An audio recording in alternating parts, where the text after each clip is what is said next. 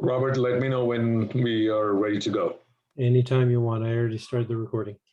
Okay, so calling the meeting to order, and we'll start with the Pledge of Allegiance. Do we have the flag in front of us? I'm sorry. I don't, but if you give a second, I can probably pull one up.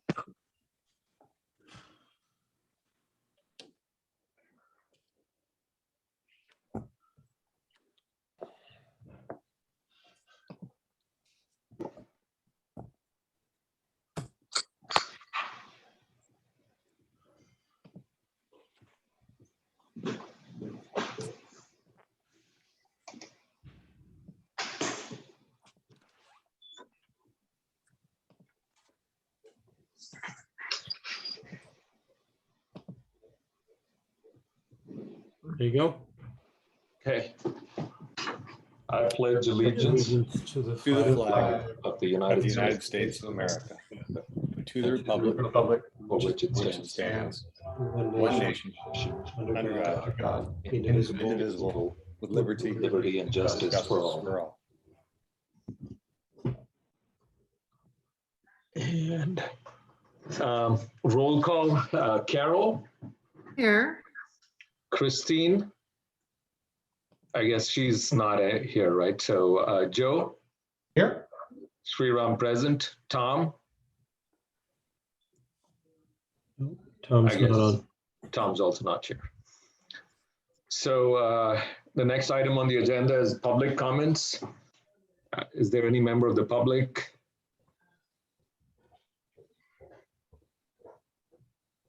Give it another 30 seconds.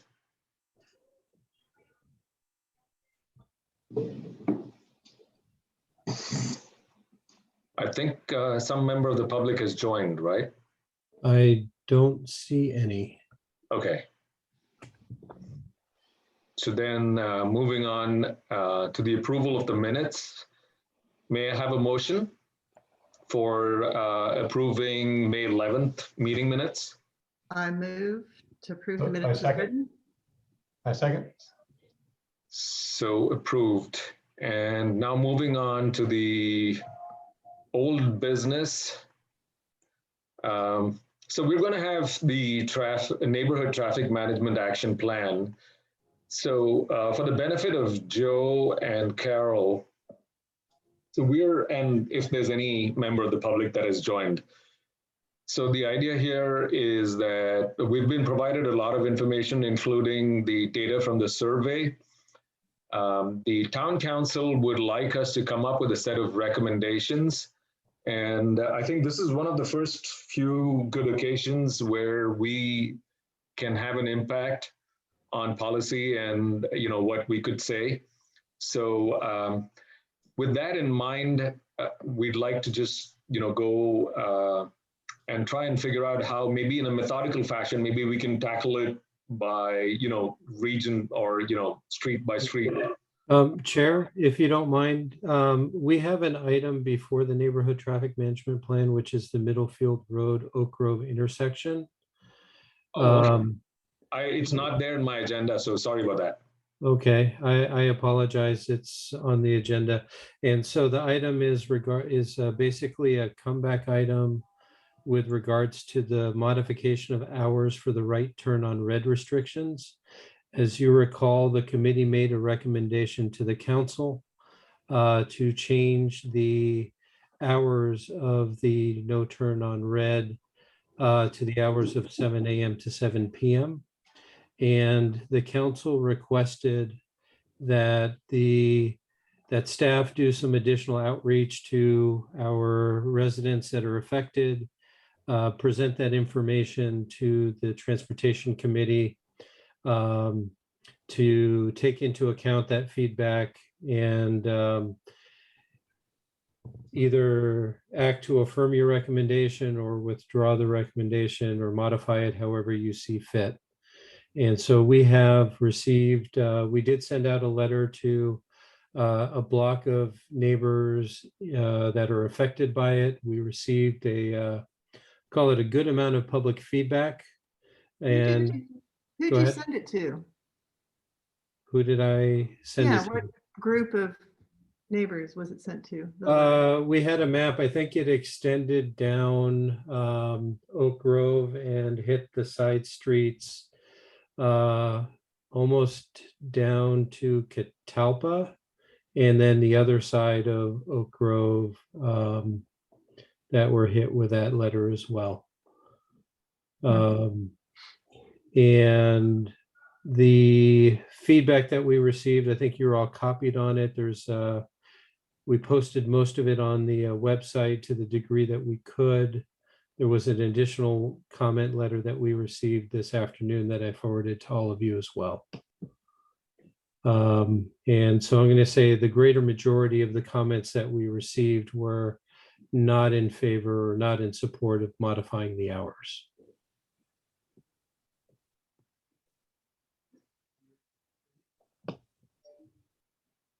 And do we have a sense for what's the rationale behind not modifying the hours? Well, like I said, the comments that we have, range, and basically a lot of it was related to inconvenience, and they don't think that there's that much of a problem that would require the modification. And so, like I said, we received a few comments that were in support of the restriction, and even one that indicated that they would support a 24/7 restriction. But we did get a good number in opposition, indicating that they don't think that the hours need to be changed. And when we look at it in the context of the data provided by Steve, by the chief, so we're looking at 57 collisions in the last 10 years, of which 28, mostly minor injuries, 28. Now, how does that stack up? I mean, in terms of like, is that a big number, 57? I mean, when I look at it, the perspective Chief gives is less than half a collision per month, or let's say one collision every 2 months. Now, personally speaking, I don't know beyond this data. Personally speaking, it looks like this doesn't seem to be such a significant number to warrant changing the timings and kind of roughing the feathers of the citizens. But with that, I'll pass it on to Carol and Joe and Mike.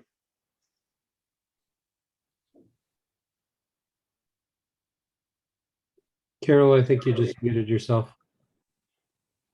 Whoops. I do have several comments. I appreciate all the comments that we got from the public, because I think they are very important. I also want to add in that survey that we did, that whole NT map, there were 20 comments and they were split 50-50 on that intersection, restricting right turns. And I'm sure some of them are repeats. I do have a question, because I thought when somebody stands up at the meeting, they say their address where they live, and I notice it's X'd out in all our communications.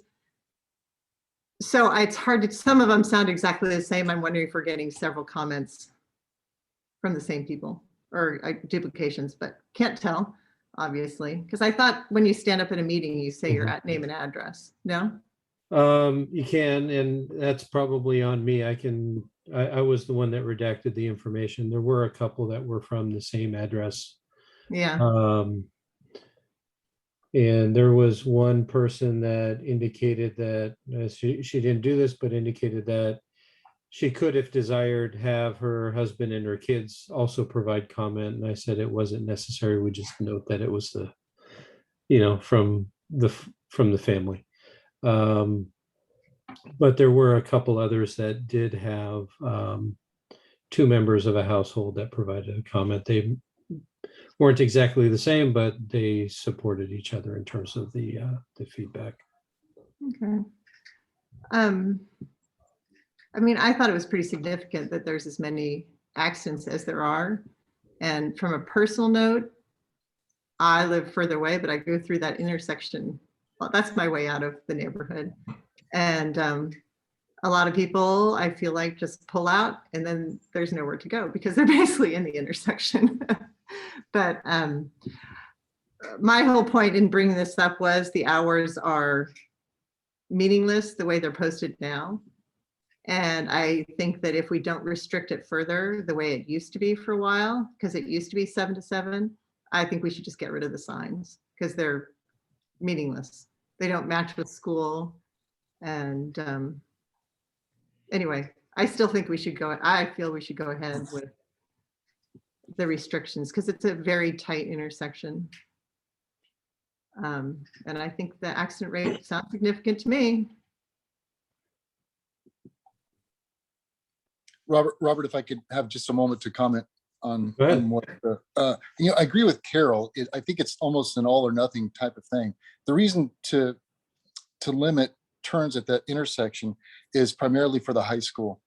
And the reason that we brought up the fact that we should maybe consider changing the hours is because the hours that are posted there now aren't really relevant to the times that the majority of kids are arriving and departing from school every day.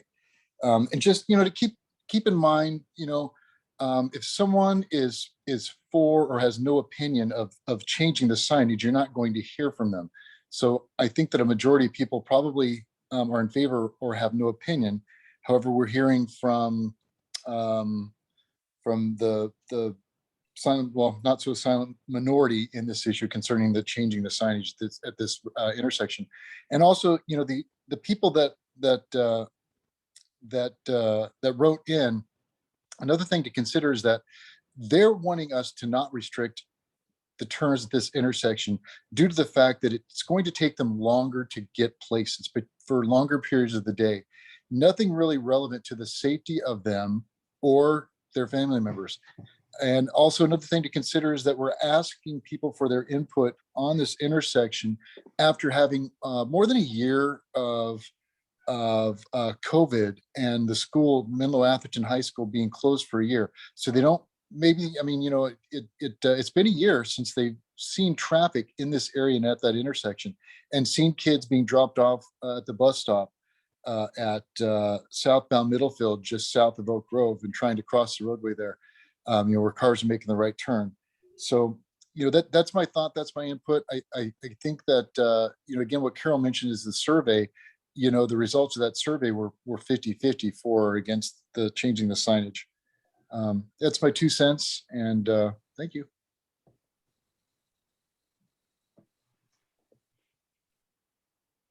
Yeah, my commentary would be, I think it's, my goal is safety. I think people drive too fast in the town anyway, and if people are forced to slow down, it takes them a little bit longer. I'm not losing a lot of sleep over that.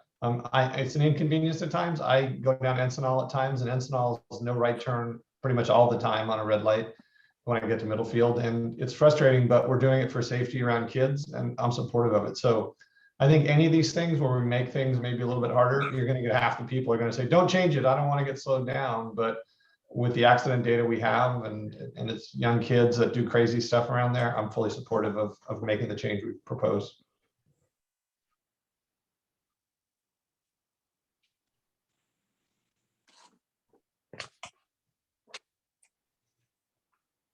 Hey, Sriram, if I could, just I'll give you guys some context. Is normally this is where I jump in and talk about what the council was looking at.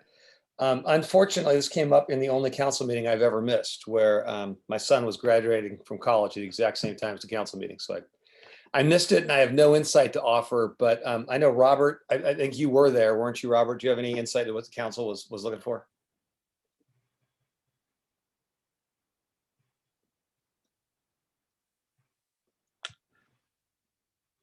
I think, Robert, you're muted.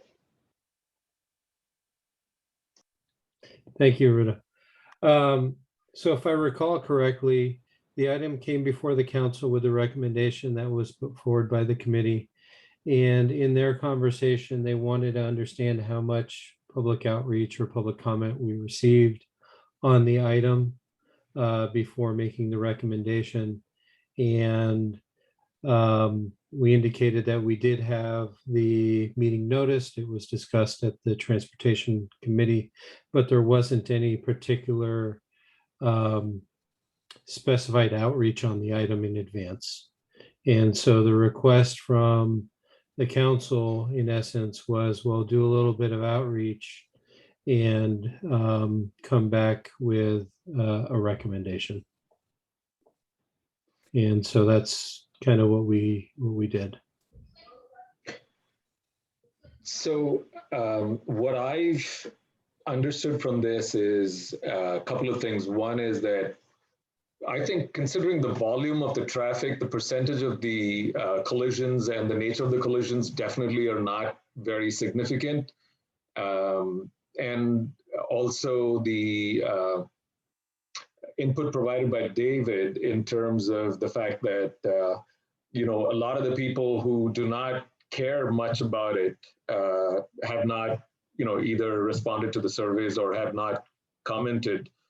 And therefore, it's actually more than 50-50 in terms of the people who are not in favor of the restrictions or, the change in timings from 7 a.m. to 7 p.m.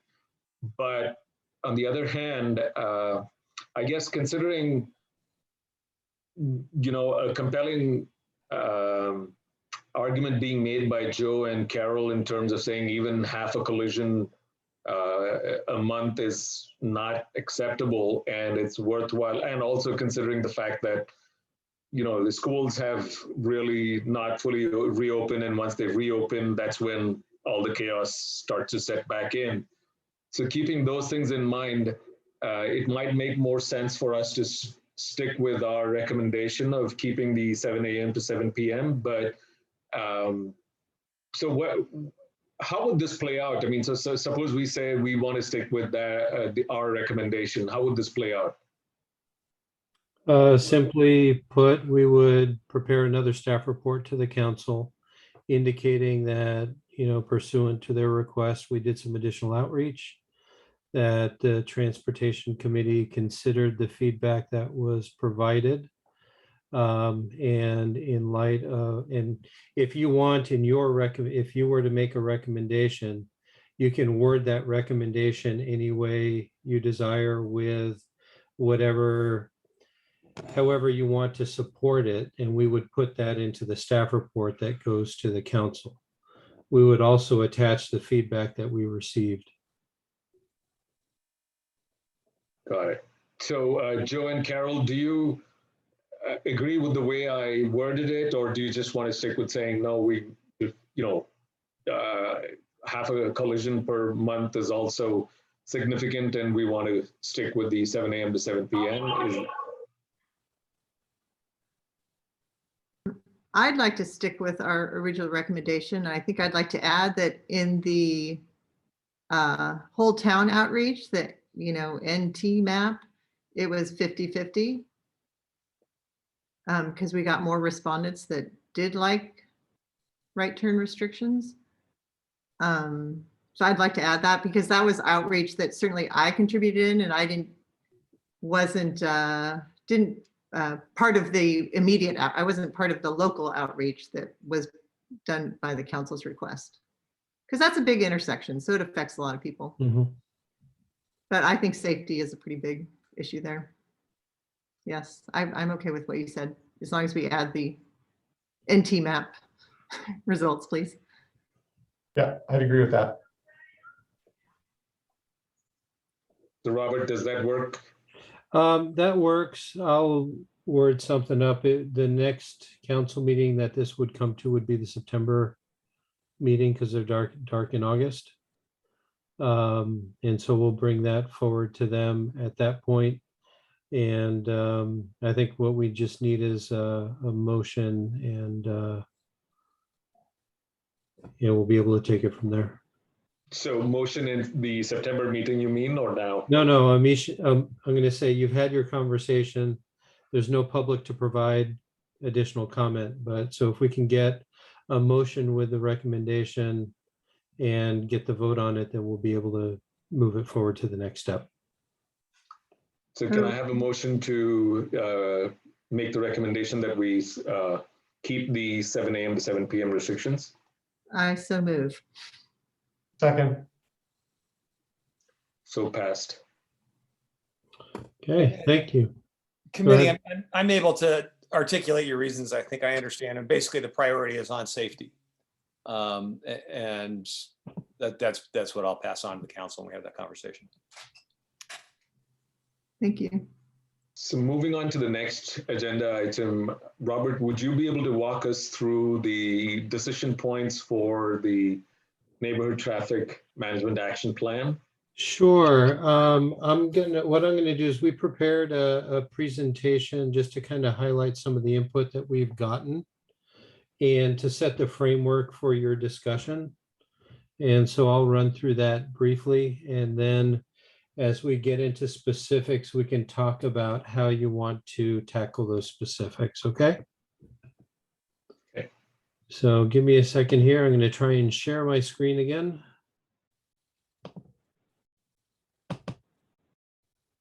Everybody see a presentation? Okay, great.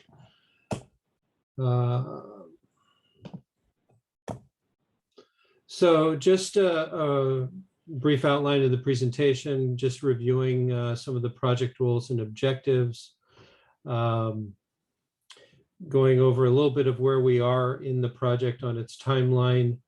We're going to report on the feedback that we received in the online surveys and map comments, and basically open it up to a discussion for the committee to talk about the potential mitigation measures to be included in the action plan, as well as discussion of what you would like to see as a pilot project.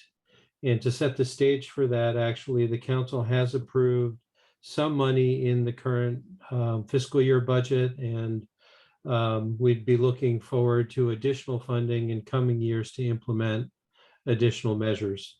And then we'll highlight some of the next steps of the project.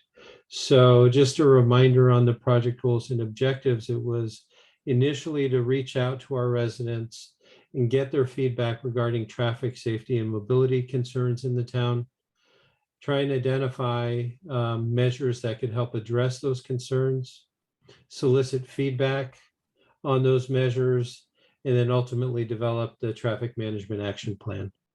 And so, as you know, we've had a few meetings on this. We talked at our last get together, we talked about what those mitigation measures could be and talked about some of the pluses and minuses of those mitigation measures. And then we went to our community and had a couple of feedback sessions or to discuss the mitigation measures and how to use the interactive map input process. We put that, went live with it, and we've received the feedback. And now we are here talking about the feedback that we've received and looking towards development of the neighborhood traffic management plan. And so once we receive input from the Transportation Committee, we'll be formalizing some recommendations and start a discussion with the City Council on the Neighborhood Traffic Management Action Plan. And based on the feedback from the council, we hope to finalize that and start moving forward to implementation. So in the second phase of outreach, we did a couple of meetings in April. We had about 18 people attend each meeting. The recordings of the meetings were available on our website for those that couldn't attend in person. We do want to say that we did actually get a good number of people visiting the website following the meeting and providing input, whether it's through the online survey or via the interactive map. And want to say that the opportunity in the interactive map was to provide as many comments as you want all throughout town. And so though there were only 114 survey responses, it netted into over 1,500 responses on the interactive map. And so just to highlight a few of the items, we had about 7% of the folks that responded in the surveys from the Lindenwood neighborhood. Little less than that on the west of the Alameda. Almost, I guess, 30% between Alameda and El Camino, and about 17% in between, but there were a good chunk of folks that didn't really tell us where they were from. We asked if folks provided feedback in the previous input phase in terms of telling us where they thought problems were. And there were about 33 out of the 114 that said that they didn't provide previous feedback. And the top concerns from those that did previously outline some issues were related to speeding and cut through traffic, as well as walking and biking issues. And so, Hey, Robert, I'm sorry, I have a question. When Yep. you talk about previous outreach efforts, what does that mean? What previous outreach efforts are we talking that about? is when we went out and asked our residents what problems they felt needed to be addressed. In what And year? Last year. When we initiated the project, one of the things that we did was the outreach process to say, you know, where do you see problems? And the categories that we had are shown here on the slide with regards to speeding, cut through, parking violations, and other items. And so this is just trying to see, for those that were responded, how many people participated in that previous process and what they felt their top concern was. Okay, thanks. Sure. And so what we have here is kind of a conglomeration of things, and some are tied to what, Mike, I think you were asking about in terms of trying to get some direction from our public where priorities should be set. And I'll point you to the chart on the lower left-hand corner, whereas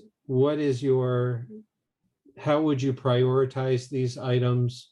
Would you prioritize alleviating congestion and improving traffic flow on major streets, decreasing speeds on major thoroughfares, or deploying traffic calming measures on local streets? And what we found is that people want to basically try and reduce traffic on local streets by keeping the traffic flow on the major thoroughfares and deploying some measures on the local streets to keep them from cutting through on those streets, rather than just generally slowing things down throughout town. Another item that we asked about was regarding turn restrictions, and would they be in favor of putting in turn restrictions, let's say left turns from the side streets onto El Camino Real. And I'll call it a little mix. There's a few more that are supportive of it, just basically during commute hours. And that's one of the feedback items that we put on the interactive map, was restricting left turns from the west side of El Camino during the morning commute where people are going southbound. And we'll get into the specific feedback at locations, but it's just a little more than 50% there. And some one more more. time, sorry, but wouldn't you combine the yes all day and the yes only during commute So hours? it's a little more than, I forgot about the yes all day. We had 20 people indicate yes all day, and then 75 during commute hours only, and about 65 saying no. And then with regards to speed mitigation, again, trying to get folks to prioritize where efforts should be put. And overwhelmingly, it looks like additional enforcement is something that's high on our residents' radar. They'd like to see additional enforcement of speeding, that followed by additional speed feedback signs throughout town to remind people of their speeds, and then following that with speed lumps. The other measures. Robert, can I go ahead. I just want to understand that if you ask people to list and prioritize, so by looking at the speed lump one being a large bar on priority 1 and a large bar on priority 5, that was kind of an all or nothing for people. Either they really wanted it or they didn't want it. Is that what I'm, because I'm No, reading the that? way that I would look at it is this: we ask people to rank their priorities. Okay, and so the majority of folks put additional enforcement as their first priority. There's another group of folks just under that that put additional speed feedback signs and then speed lumps as their first priority. They indicated their second priority, and that second priority is a little more mixed, but there's probably folks that said speed lumps are our last resort. And that's why you see the big spike at priority 5. And so when they ranked it, they put, for example, additional enforcement is number 1, additional signage, basically do anything before you put in a speed lump. And so we have about 20 or 21 people that indicated that as their last priority. But if you look at kind of combining, and maybe we should have done, call it similar to ranked choice voting, you'd find that the priorities would basically end up mirroring something like this. Okay. Hope that helps explain it. Yeah, it just you've got people who are either ranking it reasonably, a fair number are ranking lumps reasonably high, and a lot are ranking it low. And you know, when I have conversations with people, what I generally hear is, I'm in favor of speed lumps on my street, but God, I don't want them on any other streets I have to go down. Oh, I think and sometimes I get it the other way, is that I'm in favor of it on anybody else's street. Robert, just to add one more thing, that once we get into the details of some of these measures, you would again see that a lot of people are still favoring speed lumps to start with as a temporary install, and then see how the community would respond and then make it permanent.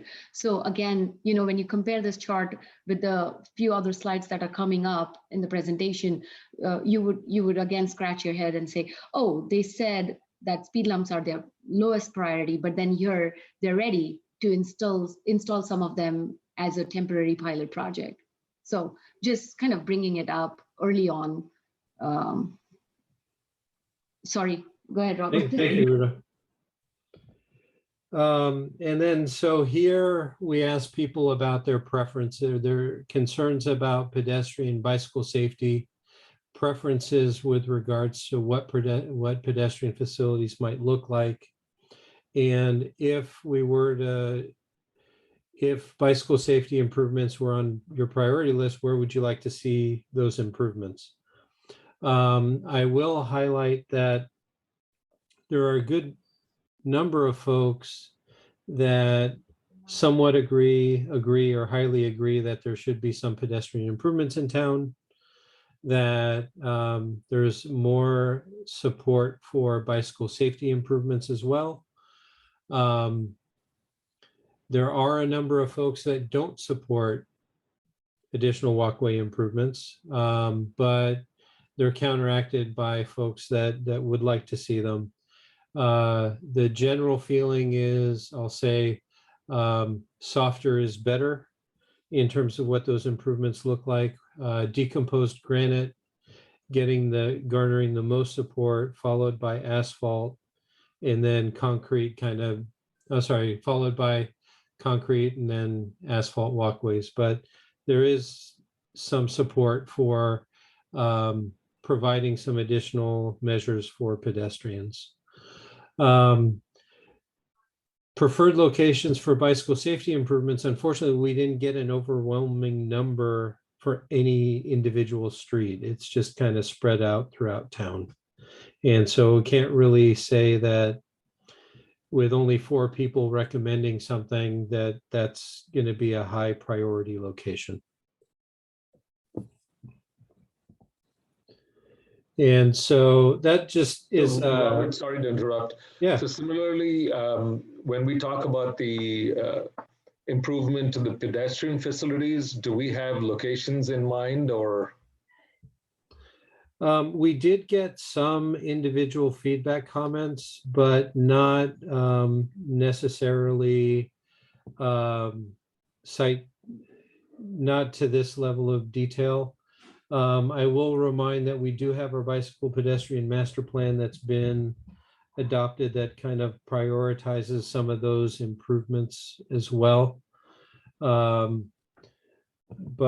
I think, if I recall, there were a few folks in the public meetings that indicated a couple of streets in particular that they would like to see some improvement on. And the ones that I think I recall were like along Stockbridge, and you'll see that there's a few here that are noted in front of, that are in front of schools as well. So I think Selby was one, and maybe James was another that I heard about pedestrian stuff in the public meeting. So this is where we're going to start migrating into, from the high level stuff, which I just kind of overviewed, into some of the more specifics. And so though we have those charts that I'm sorry. So we want to start talking about the individual measures and trying to prioritize those items for inclusion in the neighborhood traffic management plan. And if there are some specific measures that the committee thinks should be implemented as part of our initial pilot project, those are things that we want to hear as well. I'm going to shift the discussion over to Ria, who works for TJKM, who's our consultant that helped us with this. And we'll get into some of the, these are maps that were included with the agenda in terms of just kind of overviewing where we got some positive responses. But you do have the individual spreadsheets with the various responses, both positive and negative, and then a filtered one where we thought it might be a little easier to look at, where we kind of filtered the results to where we got about 55% or greater in support, so that you can kind of reduce what you're looking at if you wanted to in terms of individual measures and where there was greater support versus opposition. And also, these were the same maps that were used while we took the survey and asked for their feedback. So basically, if you have taken the survey, if you have had a chance to take the survey, then these are the same maps. Linda or Robert,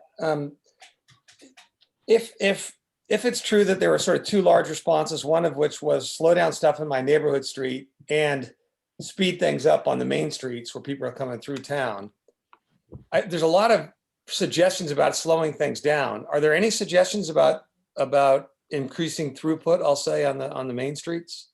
I will say yes on a couple in particular. And those are this one here on the short term, the little green dots on Middlefield, to re-review the signal timing to see if we can have things flow a little better along Middlefield Road. And then another one, which is in a longer range, is, for example, the traffic signal at Alameda and Atherton Ave. And so that garnered a few more positives than negatives. I will note, however, that there were a few folks that did respond in the general comments, no signal anywhere ever. But it was counterbalanced by those that wanted to see some flow improvement on Alameda. In particular, I think everybody here has driven through it pre-COVID, when there's been significant backup due to the stop sign. And that has caused some cut through, and I'll highlight it on this one here, is that it's resulted in cut through on Fairview and Linda Vista. And that's why we've gotten positive responses on putting in those speed lumps on those streets. So Robert, Mike, to your point, also the turn restrictions would be another way of improving flow and throughput, correct? Yes and no. So it depends on the type of turn restriction and where you're putting it. And so what we had were, for example, some turn restrictions proposed on Camino al Lago that did not get positive feedback, but those were more tied to trying to reduce that cut through traffic. We had some safety related no left turn signs that we had discussed on the side streets approaching El Camino. And there were a few other turn restrictions that were proposed as well. I think we got comments about Oak Grove, and we've had our conversation about Oak Grove, which wasn't really a throughput issue. That's more of a safety concern. And Robert, I'm just curious as to why in the proposal we propose traffic calming on Watkins, but not on Encinal or Glenwood. That's going to be something, so we didn't have it in here, and I think that that's something in a later on slide in terms of additional considerations, because one of the other feedback comments that we had with this outreach, and we didn't modify the maps once they were released, was how do we mitigate some of the impacts of nearby development? So that's an additional consideration item that we should talk about, and we have it on a future slide. Thank you.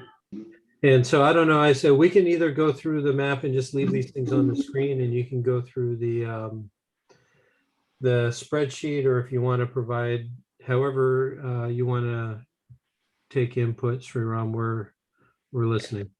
So do you think it'll make more sense or be more efficient for us to go location by location and say, for this location, what measure makes sense, and document it and keep moving on? Or do you want to go by just measures? And well, I'm going to say, if you want, we can go area by area in the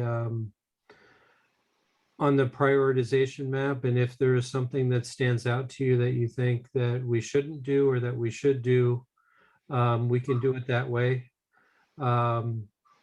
And we can go, we can try that and see if it works, or if you want to go measure type by measure type, we can do that as well. Joe and Carol, do you? If I could, one of the things that I want to make sure the committee's aware of is at the end of this funnel, there's not going to be a lot of money to implement these changes. So if we come in with, 15 expensive things as priorities, that's really not that helpful. That we really need to focus in terms of priorities, come up with a couple that we really think are, I say a couple, a small number of them, if they're going to cost money, that we really think are important, because there's just not that much money at the end to start, implementing these quickly. Over time, so there's not in the first couple of years. Yeah, and so that's why there's a column near, medium, and long, and you can shift things around, shift the recommendations around as you see appropriate. Yeah. So there are a couple of answers that we are looking at. First of all, yes, there were a lot of measures that were suggested as to be implemented. The reason was that we were sure that, yes, everyone says, I want a speed lump, for an example. I'm just giving you an example. But when we tell them it's going to be right outside your house, they would probably come back and say, you know what, I don't want one. And that was the reason we had proposed many more measures. Now, the other reason was also we wanted to know from the residents as to, receive a feedback from them saying that we feel that these locations are something that you need to consider, and these are the locations that you need to drop off. So from this group today, there are a few questions that we really need your insight on, is whether you agree with this near-term, mid-term, long-term measures that we have identified, or do you want to fine tune them a little bit? That's one thing that we really want to know from you. Secondly, we want to know is there are some of these measures, as you mentioned, Mike, we do not have a lot of funds. There is a limited funds that we need to work with every year. So we definitely want to know which of these projects you want to kind of convert them to a pilot project, and which are the ones that we need to prioritize after that. So there are these couple of questions that we really need to get your input on so that we can finalize them. Definitely, we won't be able to do all of them together, but at least that would give us a path to follow that eventually, some of these measures get implemented. Is it making sense, or did I? I think it makes, I just wanted to add one extra item. And so I will say that we're starting off with temporary speed lumps for a reason, because they're cheaper to install and implement than the permanent ones. And it gives us an opportunity to get that feedback. With negative feedback, that temporary speed lump is probably going to get removed, but it can be reused in a different location to try it out. And so, for example, if whether we get positive reaction and we end up making that speed lump permanent, once that permanent speed lump goes in, that temporary one is going to go out and can be reused in another location as well. And so the temporary ones are a good way to do that pilot. And so if we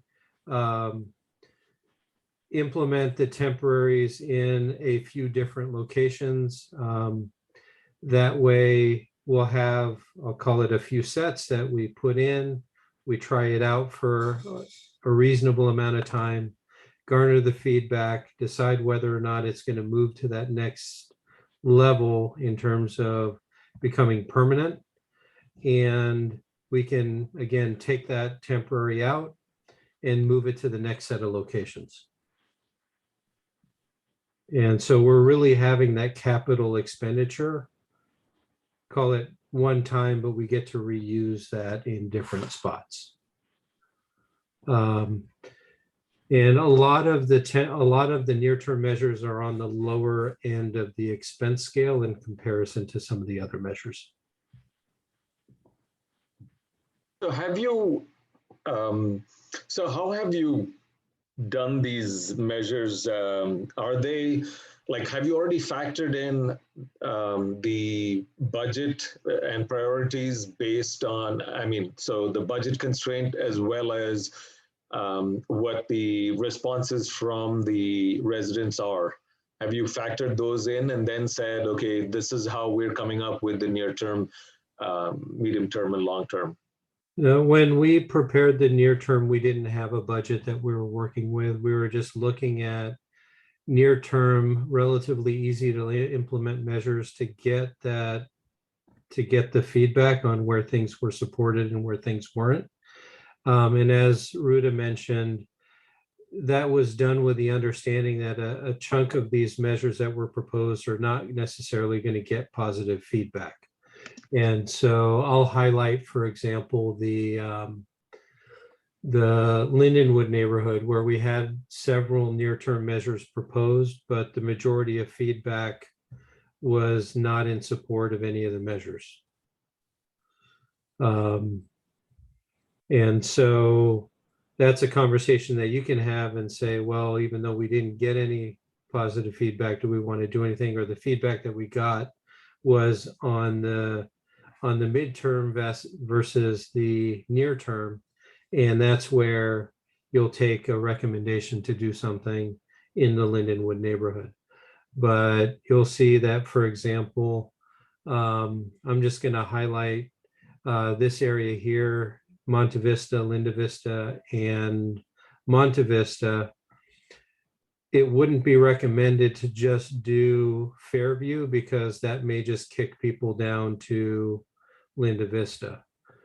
If you did Fairview and Linda Vista, that may be far enough that it's not worth people driving around to Monte Vista to get around and go back up to Atherton Avenue and come back to Alameda.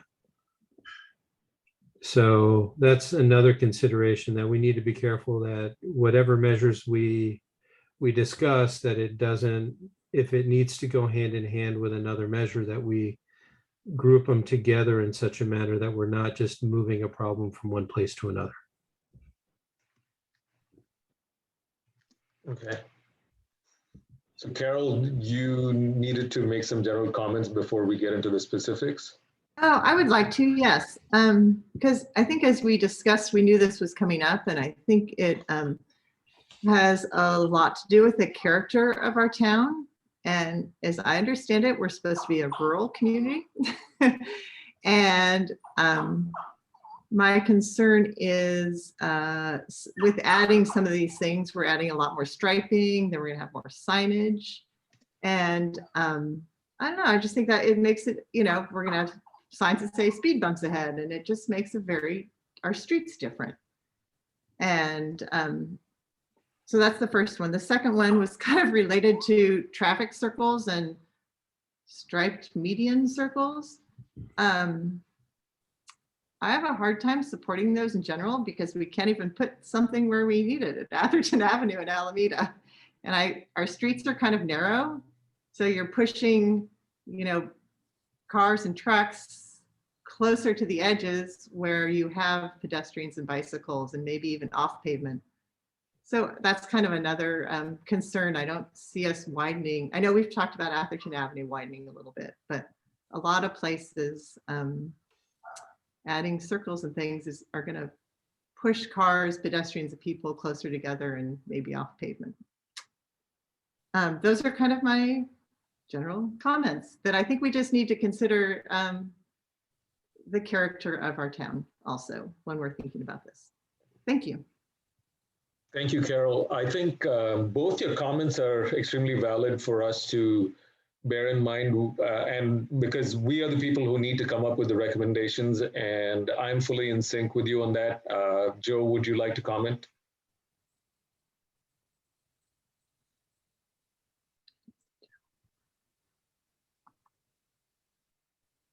No, nothing. Okay. So in terms of going to the next steps, Robert,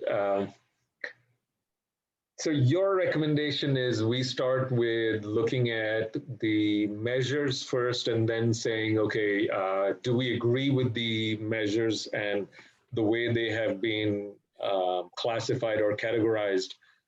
And then go from there rather than pick areas and decide on whether to implement, what measure to implement where. So if that's the case, then I'll say it's at your pleasure. However you think it would be more effective for the committee to discuss. We can go either way. Right. So I don't know, personally, I mean, please, Joe and Carol also, and Mike as well, please lend your expertise here. Personally, I feel that, you know, if we can pick the areas which have the highest, you know, focus in terms of the number of responses and, you know, the people who want the maximum number of measures to be taken, and then we look at those areas and then go from there, might make more sense. Though, of course, now again, I'm debating with myself, looking at the example that you just gave us, Robert, in terms of saying, if we put a traffic calming measure on one street and not the neighborhood street, then that will divert traffic and increase cut-through traffic into the neighboring street there. So that's going to kind of make us keep going around in circles in terms of interactions that we'll need to do. Right? I'm going to say that may lend itself to that area discussion that you mentioned. Fair enough. So for example, if we look at the area that I was discussing, Camino al Lago, between Camino al Lago and Atherton Avenue, let's say from Alameda down to Elena, you can talk about that area. There are a number of measures that are recommended in that location. You see on this map here, the ones that were supported versus those that got either a negative or neutral response. And that includes some temporary speed lumps on Fairview and Linda Vista, Stripe Median Island at Linda Vista and at Fairview, and a couple of Stripe Median Islands a little further down Atherton Avenue. If you wanted to start with that and then migrate to between Atherton Avenue and Selby Lane, we can shift to that area as well. And if you wanted us to migrate to the next map and talk about those things, I think the one item that I will find interesting is that there we got a neutral response on the temporary lumps on Monte Vista, but a positive feedback on the permanent lumps on Monte Vista. So it's interesting. So I would prefer that we go this route in terms of starting out with the areas, and maybe we could start with this area that you have just provided. Sure. And to kick off the discussion, I would like to take a leaf from Carol's book and say the Stripe median definitely, I mean, temporary speed lump may be okay because we're assuming it's temporary, and and the hope is that the residents will get quite fed up of those speed lumps and will want to get rid of them. But or they may like them. But the striped medians definitely do go against the character of the town, and I personally don't see the value. I don't know what kind of traffic flow are we looking at, and a volume that we're looking at in terms of, I mean, the striped median could play a role only if we're looking at either a huge volume of traffic or, drunk drivers and that kind of stuff. I don't know. If you give me a second, I'm just gonna pull up just, I'm not quite sure how well folks remember what they look like. And so I was just thinking about pulling. It's Robert, I remember what they look like unless somebody else wants to see them. Okay, then there's not really a point in bringing it up then. Okay. I have another comment about striping stuff too, which is Yeah. kind of a funny one. I remember the first time they repaved James since I've lived here. It's been twice now, but the first time they repaved it and they put an orange stripe down that wasn't there before. It's funny because a lot of residents said, oh, now everybody goes faster because they can see all the way down. So it was kind of a funny, I don't know whether it's true or not, but striping might make people think they're on busier streets. Mm-hmm. If I could ask a question about the Fairview, Monte Vista. And sorry, Mike, no, I'm sorry to cut you off because it's germane to the point that Carol just made. I've noticed when I take Uber home and as the stripe median vanishes down James, as it nears Irving, everybody tends to slow down and, be more wary. So sorry, Mike, please go ahead. That's a good point. I was somebody to ask a question about whether there's a trade-off between no turn signs and speed lumps, meaning if you put no left turn or no right turn, during the relevant commute hour times, I assume that would mean there'd be no need for speed lumps on those streets. What do people think about those trade-offs? I don't know if that's true. Robert, I guess I'd love to hear your thoughts whether that's true. It'd be assuming it is true. The comment I have on these streets is, yes, there is a bit of a linkage, but the no turns got a negative response versus the positive response on the speed humps. My experience with Menlo Park with these no left turn stuffs and through the Willows is you just create an enforcement nightmare because people just ignore them. They look around, they don't see a cop, and they just ignore the left turn ones. The speed lumps, you can't avoid them. Yeah. So I'm not a big fan of all these turn restrictions. Also, I wanted to add on the stripe median. I definitely understand your personal experience, but based on our experience, we have seen that if you have a stripe median, it kind of gives you a feeling that the entire lane is not to yourself.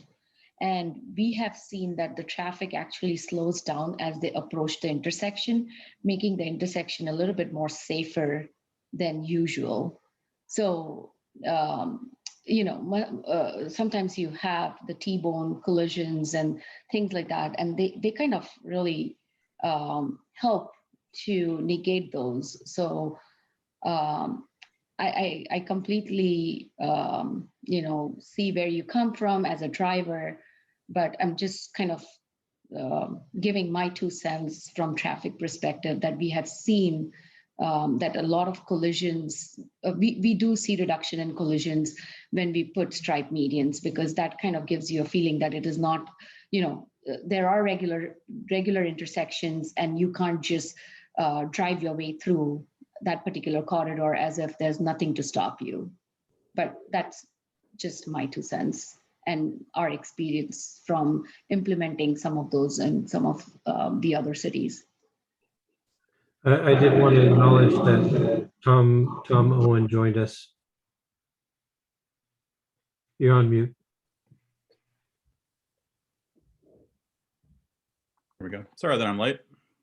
Tom. Hey, You Rob, joined us for the fun part. Robert, what is it? Are you looking for us to make a recommendation of like what we would propose to the council that we try out as a first priority? Is that what you're looking for here? I'm trying to. It's 2 parts. Number 1 is what we want to implement holistically. And then what you had indicated is what we want to start as a pilot to try. And so it's kind of 2 things. One is, which of these measures do we want to include in the traffic management action plan? Which ones do you not want to include? And then the picking a short list of priority areas to do a pilot project. And if you agree with near-term, midterm, and long-term measures the way they're proposed, or would you like to fine-tune them, move them around, basically? All right. Well, I'll just, in terms of just getting the ball rolling, I think obviously one thing I do like about the temporary speed bump is they're temporary. We can put them in, and if we have a major problem, we pull them out. They're cheap. We were told last time, not hard to pull out if we have problems.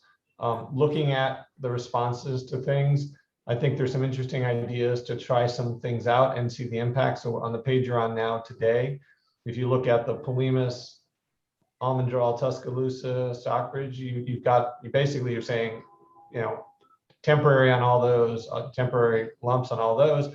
When you look at the responses, you got negative responses on Tuscaloosa. So for me as a scientist, I'd say, great, let's put them in where you put them here in Selby, Stockbridge, and Almondral, and leave Polimas and Tuscaloosa off and see what happens. Because if, the people in Tuscaloosa and Polimas may all of a sudden be very unhappy that they're getting more traffic down their streets because they elected not to do that. Maybe it won't happen, but it's a good experiment to see how it goes at not a big cost to add 3 or 4 speed lumps there. Same thing you could do, down in the area around, and I forget the name of the 3 streets that connect Camino and Lago. There is another one you could do. But that one's harder to see where traffic diverts to. It probably just stays on Atherton, or maybe they turn earlier and go down Polimas, because they know they're blocked there. So those are the 2 areas I'd look at as trying as a starting point. Because I like the alternatives. Because if you go up to Lindenwood and you block in the back entrance of Lindenwood, so people can't get to Oak Grove, you're just going to get people probably just going down Ringwood. There's not a lot of opportunities, and there's nothing we can do on Ringwood. It's not really our street, right? So that's what I would think about is. So it sounds, And yeah. building on And what Joe, Joe to is add, saying, to add what you said, maybe, if you do not want to put it in sets of 2, you can always try just putting in 1, for example, at Fairview, Linda Vista, and Monte Vista, and see how that works. You don't have to put 2 of them. I apologize. I don't know. I don't have I can't remember what the street is that the neighbor said here, no on. let me mark that right there. Yeah, that right. So that the most northernmost street there. Yeah, same thing. If you block the other, you put speed lumps on the other 2, maybe the people on the 3rd street change their mind when they see the traffic increase by factor of 3.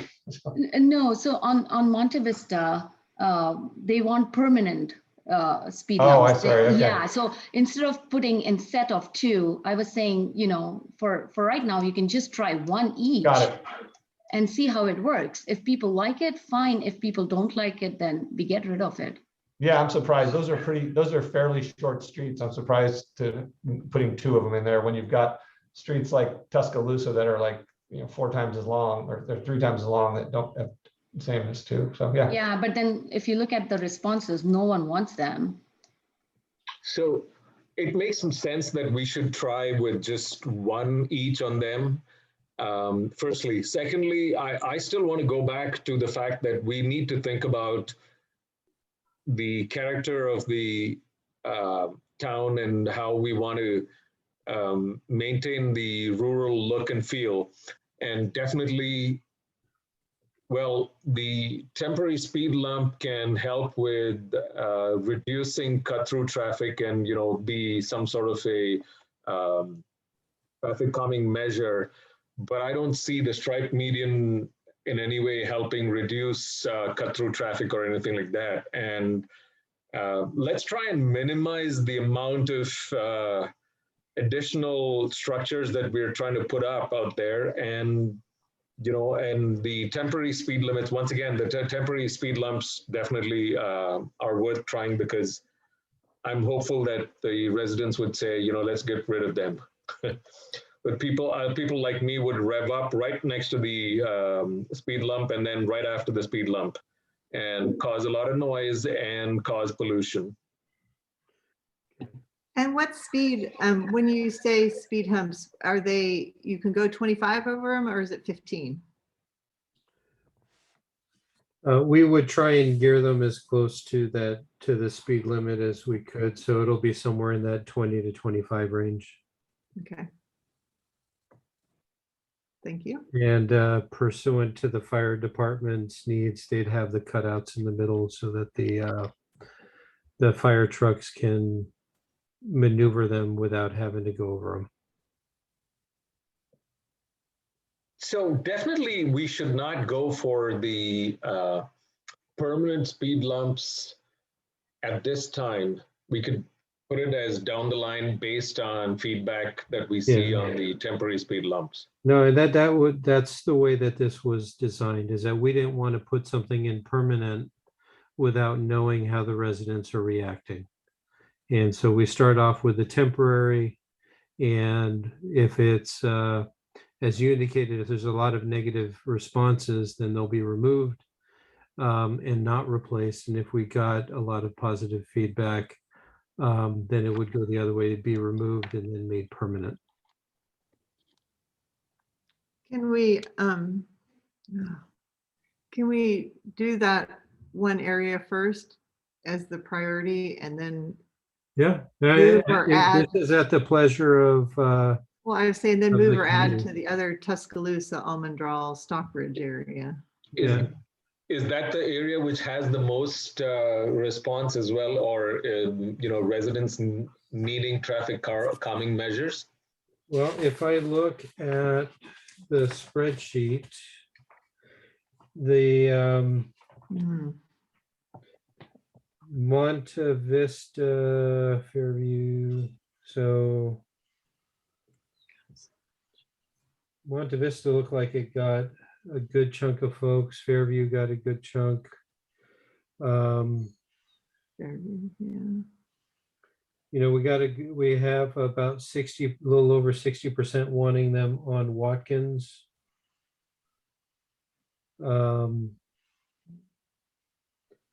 Stockbridge is mixed. I will say is if you look at the notes and the comments that people have provided, in addition to saying thumbs up or thumbs down, you'll find that there are a couple of repetitive comments, and it looks like they basically cut and paste their response on all of the similar items. And so, for example, on the temporary speed lump, there's one person that says data indicates that speeding is not a serious problem and there's not a significant number of accidents or other problems due to speeding, and they put that in as a response to all of the temporary speed lumps. I also feel like putting speed lumps on Fairview and those three little streets is very different because those are not arteries. Those are local streets. Those are local streets, and Tuscaloosa and Almondral and Stockbridge are not quite local streets, and Watkins is certainly more of an artery, I would think. Mhm. So speed Right. humps on those is a different, to me, it's very different. Okay. I don't think the residents that live on Almondral or Tuscaloosa would agree with that statement. Yeah, yeah. Right, Joe, they would not agree, but when you look at those streets, I mean, when, they're wider, almost boulevards, and are designed for higher speed than these small, narrow streets where, kids or others could kind of pop in. So The whole point of the lumps is that you can get people to go the limit you design. The challenge with Tuscaloosa and Almondral, because they're wider, people feel free to go faster. And so even though the speed limits are all the same, they're wider streets and people go faster. So people would like to see the traffic slower on those streets. So Are Tuscaloosa and Almondral wider than Fairview, Monte Vista, and I forget the third one up there, Alta Vista? Or If they are, it's a little bit. I'll say that there are portions of Tuscaloosa that are a little wider. Most of our streets, they're not that wide. I mean, we have a lot of right of way with the shoulders and everything else, but the pavement width is usually somewhere around 22 to 24 feet wide. Yeah. yeah, I think, Robert, the difference The difference on the Fairview and those three streets, 'cause I just went down them the other day for a reason.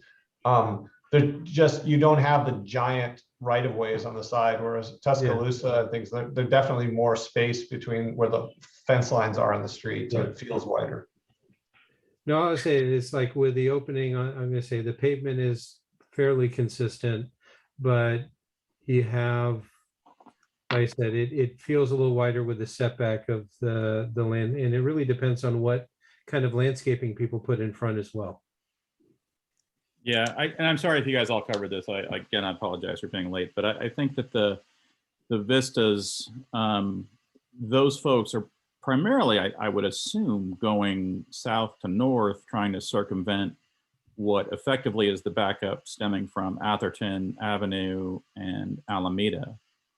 I think that the east-west routes, Tuscaloosa and Almondral seem to be, I don't know how much traffic is going down there. I live on Stockbridge, and I know that it is a thoroughfare from El Camino up to effectively Alameda, Woodside Road, in that area. So I'm wondering if the changes made to Atherton Avenue have any effect on the backup at the stop sign, the four-way stop, that would have a positive impact on the folks turning short and going down Camino al Lago to one of the Vistas or Fairviews.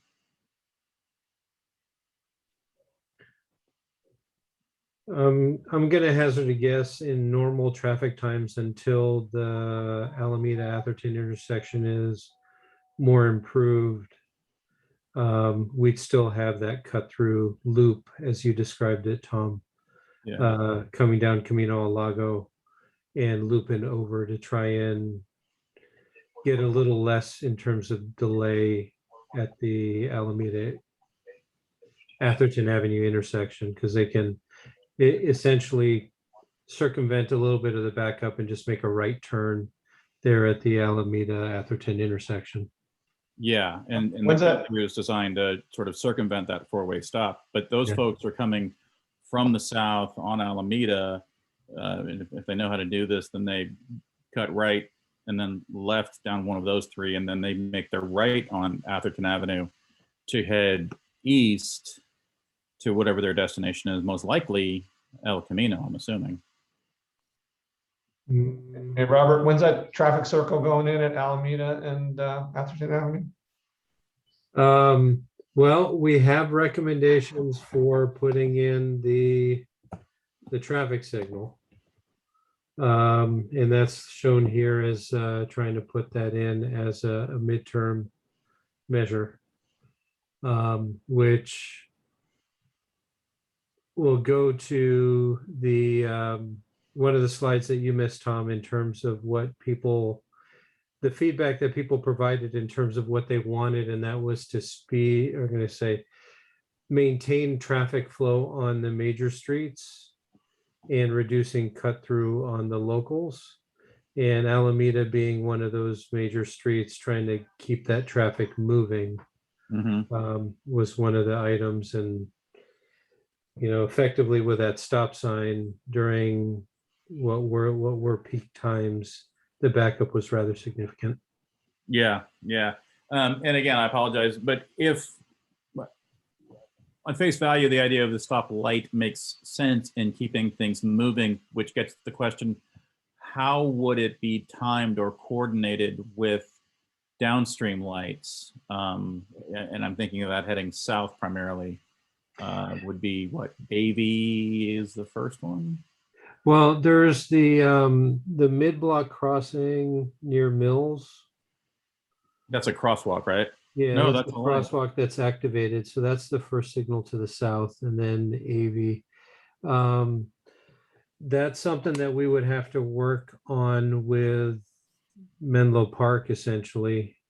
I think that the other, so the one at near Mills is county, and then the other one I think is in Menlo Park. Yeah, I agree. It's a bit, I'm going to say it's a bit down, so it's not like a lot of other streets where it's successive blocks where you have signals.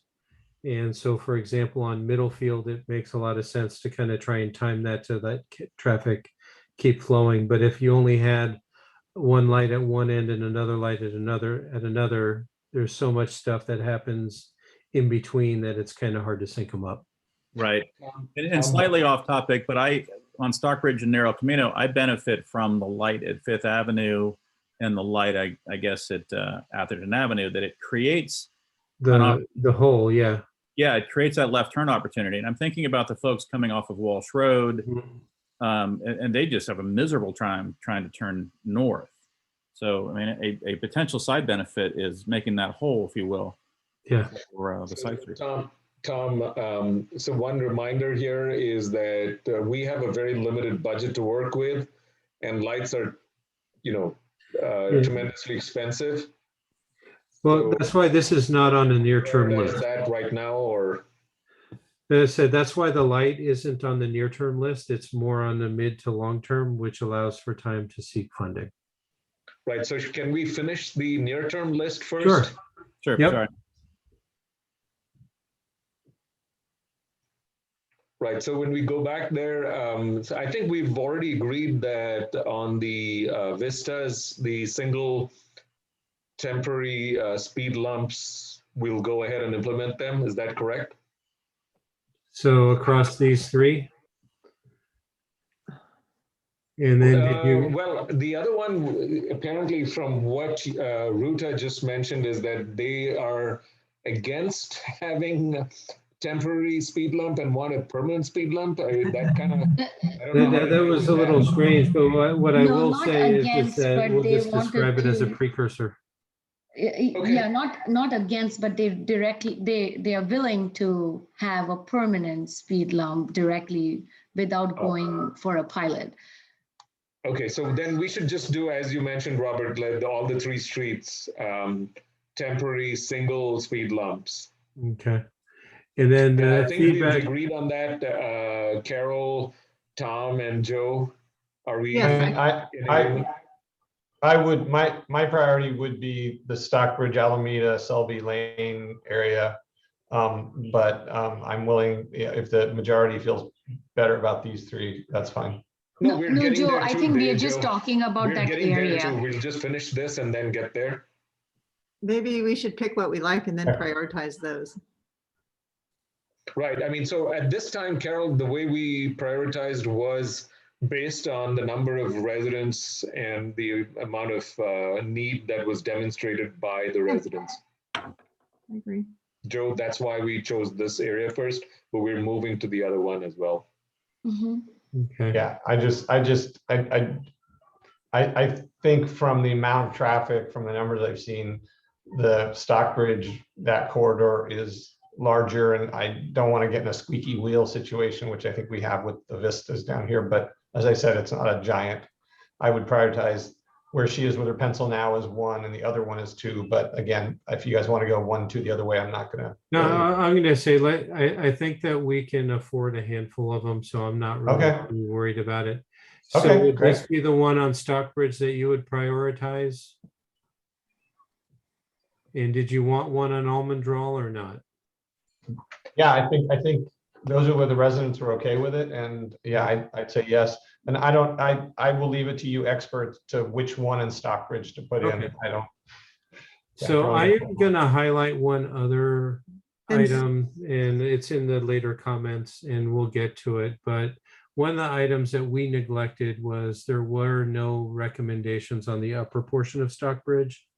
And it may be something that you may want to consider, whether in the early phase or a later phase, to do something there. And so were there any other improvements in this area that you were interested in, whether it's the speed feedback signs?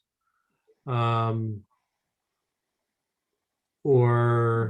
I heard the negative on the median islands,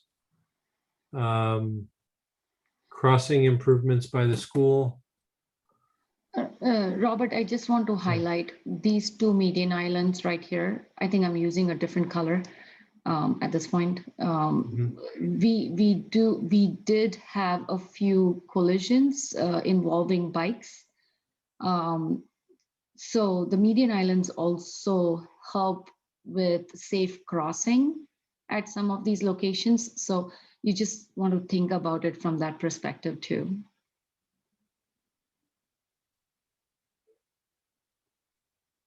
Okay. Those bikers going down, there are bikers that are turning onto Atherton Avenue.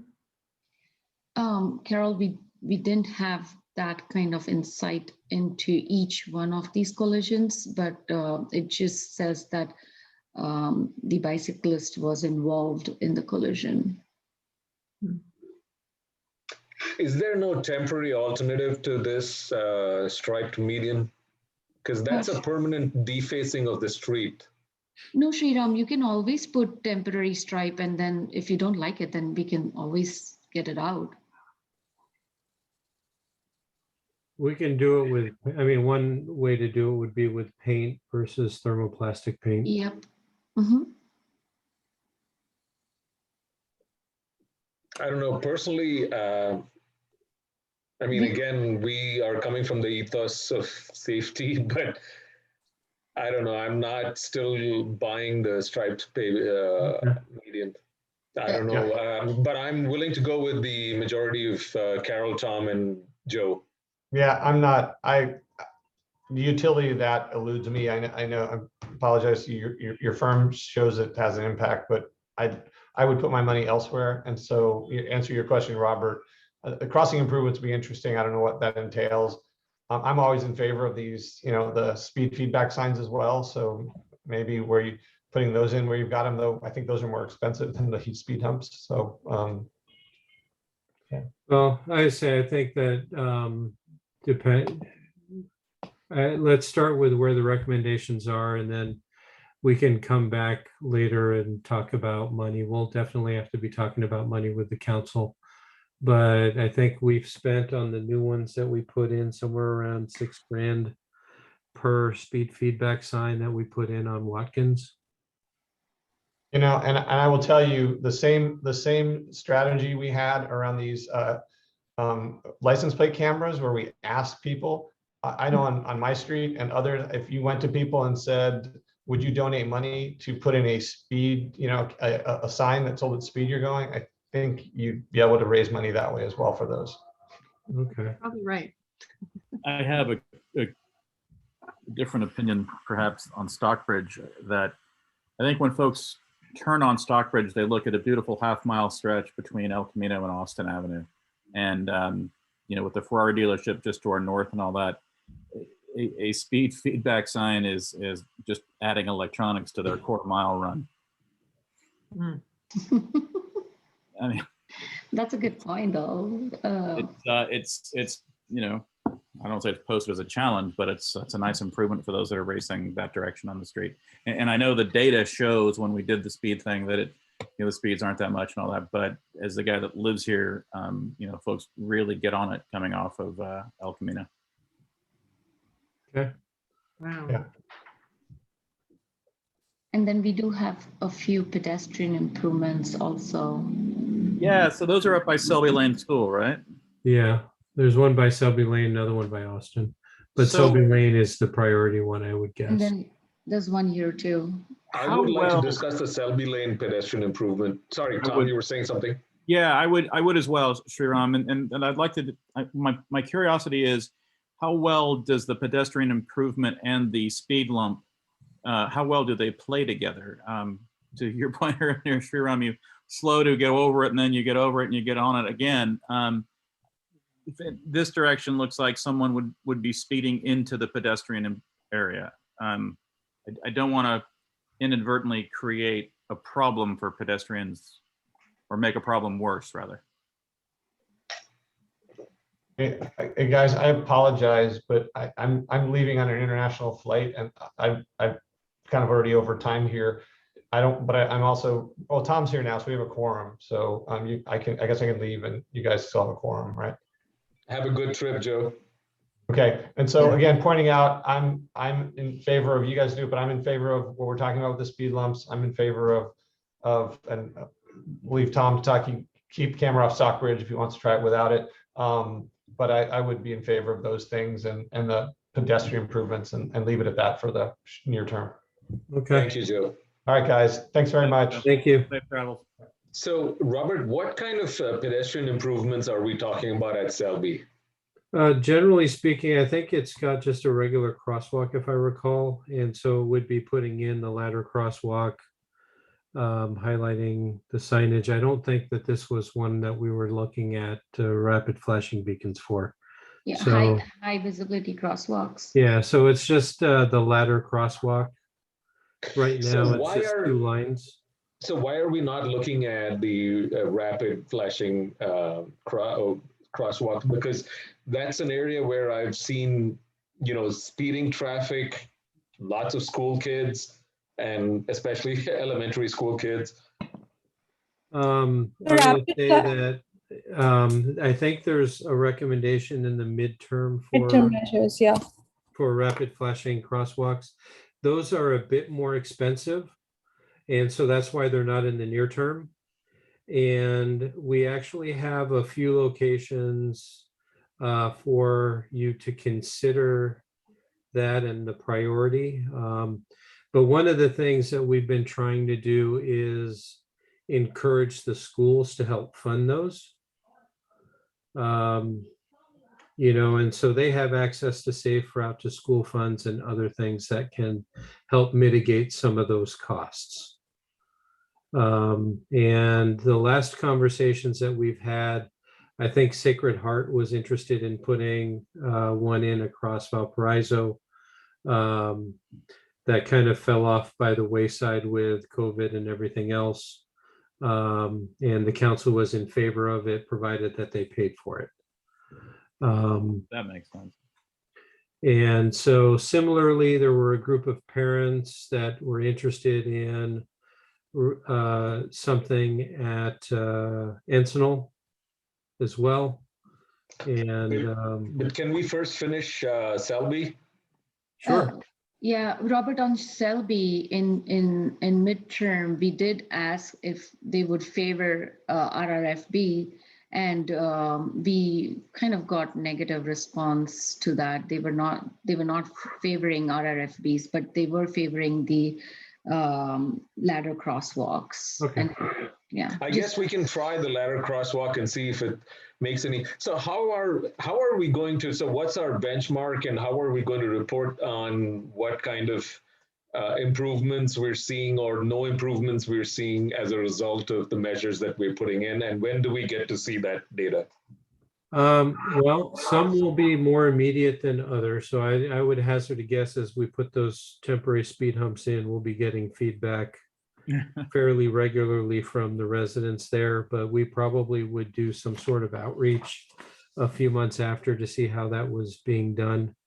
I wouldn't expect to see anything with regards to the striping improvements, meaning that striping a crosswalk, I don't know that we would get any negative response that we highlighted a crosswalk and made it more visible. And speed feedback signs, sometimes we get comments and sometimes we don't. Okay, got it. So for and Selby, also you could, sorry, I just please go wanted to add one more thing. Also, you could look into the speed surveys and see if the speed's reduced or not. And you could do some monitoring if that is needed. so can we get that as an actual action item being done, just so that, you know, we all know that the money and effort is well spent or not? That could be, that's a great recommendation. Okay. So going back to Selby, if Carol, Tom, and Mike are okay with it, then our recommendation is that we should go ahead with the ladder crosswalk. That seems like kind of a no-brainer to me since it is a school. And I suspect that Selby Lane has very little capacity to affect their. We wouldn't ask them to fund striping the crosswalk. Yeah, but even they yeah. probably don't have the capacity to go get money for the beacons is my guess. I don't know. I gather they have a lot of challenges. I don't know. I agree. Yeah, That's and right. at this, like I said, at this point in time, as Ruta said, that there's not really support for that. Yeah, I think sidewalks, the crosswalks are a great idea. Yeah. So that's So a does that good complete start. our Are there short any? term? Is So there anything else in the short I have term one that you would question. like us to Robert, look at? So Robert, going on back, at the intersection of Austin, there was a collision. I just wanted to point that out so that we don't miss it. Austin and what? Selby and Selby. yeah.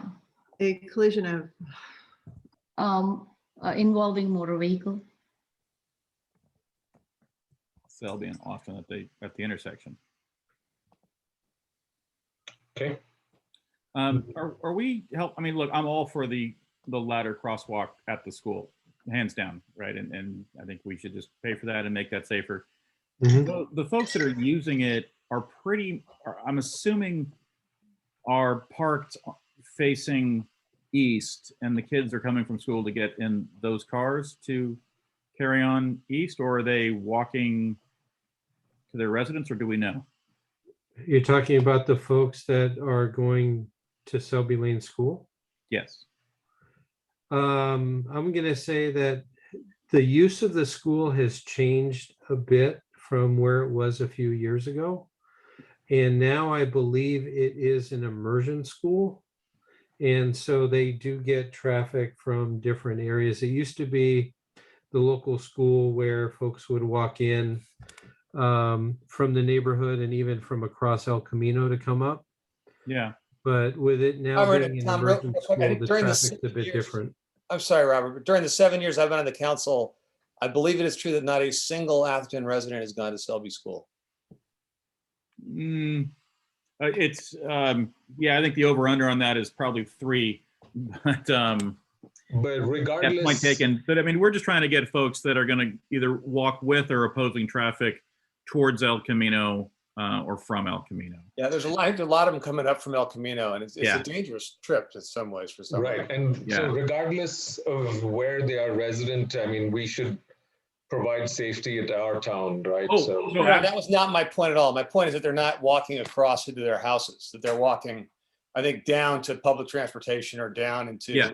to El Camino. Yeah, and my point was that we're, I think, in part solving. I mean, if those of us who've had kids and driven carpools and things like that know that, you know, there's going through the carpool line and then there's parking at the shortcut to figure out how to pick up your kid and get out without getting in that line.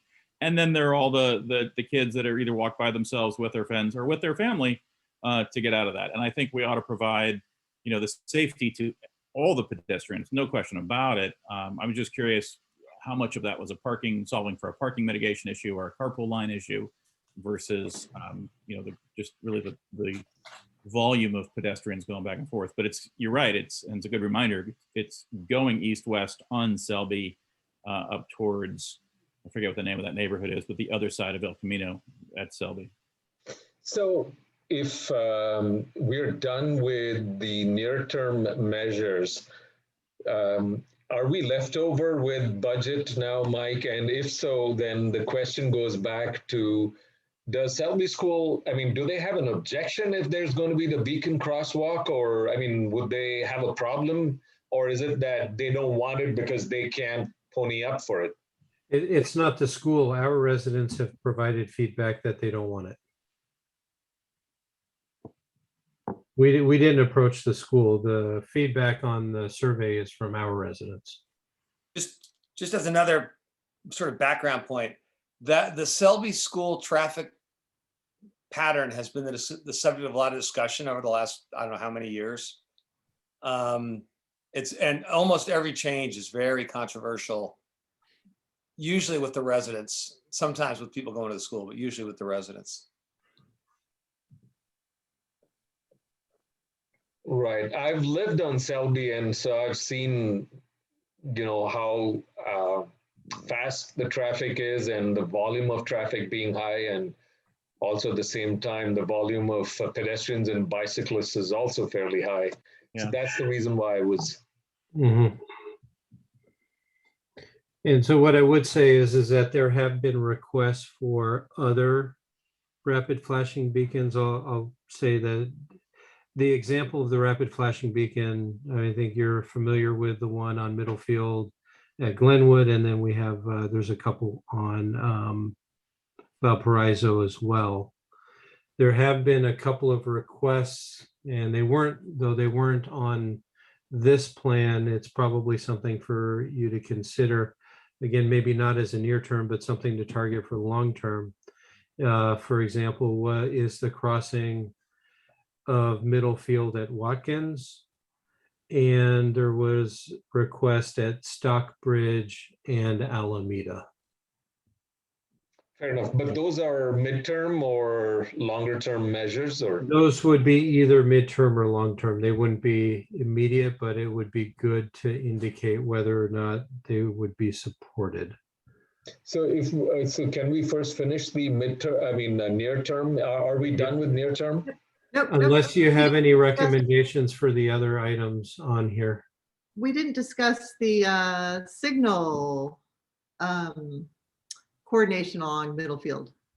That I would assume that everybody is in support of. Well, Yes. it hasn't been discussed. I think it's a great idea. That helps people move through. Yeah, I agree with Carol and you, Robert. So could you just document it as saying it's been recommended that we get it done? Got it. Thank you. And I Thank think you. we should discuss Watkins also because it's been in favor probably by residents living right there. So is Watkins also near term? Yes. What What is the on measure that Watkins? they would Oh, like? you mean The speed the lumps. speed lumps.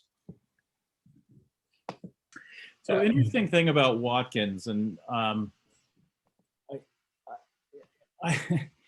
Waze and the routing algorithm for Uber always seems to route traffic down Watkins to get to the freeway. Back in the travel days, it was amazing how many times the Uber was told to go to Watkins. And I don't know. I mean, I'm not denying there's a lot of traffic. I don't know why there is, right? But also, Tom, to your point, the other challenge we have in terms of traffic calming measures to put in there is emergency vehicles do use Watkins pretty heavily. And I don't know if that's a good idea to put speed lumps there. So these speed lumps do not hinder emergency response times because they do have the cutouts for them.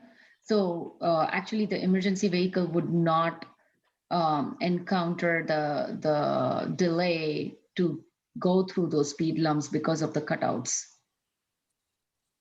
I think I'd suggest let's try it in the other places, and then if we Yes, I they agree with could Carol. be, if they are not received well, they could be tried on Watkins. Okay, I so agree I'll with put Carol. these Let's as do a different color. Would be my suggestion. I'm Okay. No, that makes sense. And so as other ones get removed, then that would be a place that we could try out as a next stage. Exactly. Okay. Yeah. I do think though, as I recall when, and the police say people don't go that fast down that road though. It's, people think they're traveling fast, but they're not. Right. Chief has provided us data on that fact. Yes. So that's why I'm personally not that supportive of it. We can Okay. try it Speed of later, as you traffic or said, first quantity let's of just traffic? try. Sorry, Tom. First, let's just try what we've got in these places and then move to this one if needed, to Okay. Watkins. All right. And then two other locations, Fair Oaks Lane and El Camino for pedestrian improvement, and Fair Oaks Lane, we have a concept drawing, right? Robert, you want to go through those? Well, I'm going to say that Fair Oaks, we will want to look at after we open the town center, Okay. with all the work that's going on there. With regards to the crossing improvement at El Camino, I believe that there is a crossing. Oh, that's, let's say there's the one across between the Menlo College and the athletic field, but the one that you have here at El Camino, I think there's already a crossing there at Alejandra with the hawk beacon. El Okay. Camino and Alejandra, yes. Right, so I think we have that hawk beacon already. Okay. I thought there were two dots, but maybe I'm wrong. Yeah, okay. Okay, so can we move on to the medium term then? Yep. So I'm gonna wipe these comments clean. So what you'll see is, some stuff turning permanent, particularly at Monte Vista. Some additional, so these turning permanent on Watkins, and then a couple of additional speed lumps, whether they're on Stockbridge and Almondral. And I think there was a concept drawing of improvements at Selby and Stockbridge, where that intersection is a little wide, if I recall correctly. Why did you make permanent speed bumps on Watkins? Oh, that was phase 2 was taking some of those temporary ones and turning them permanent.